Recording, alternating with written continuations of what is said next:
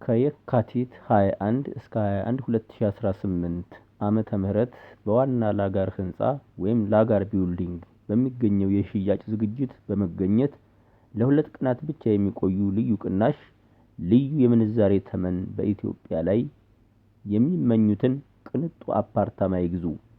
በነፃ የስልክ መስመር በ6999 ይደውሉ! ዋን ላጋር ቢልዲንግ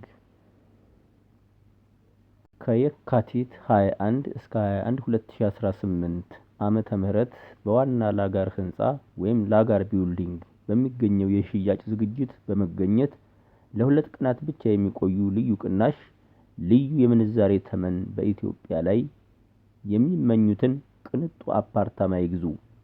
በነፃ የስልክ መስመር በ6999 ይደውሉ! ዋን ላጋር ቢልዲንግ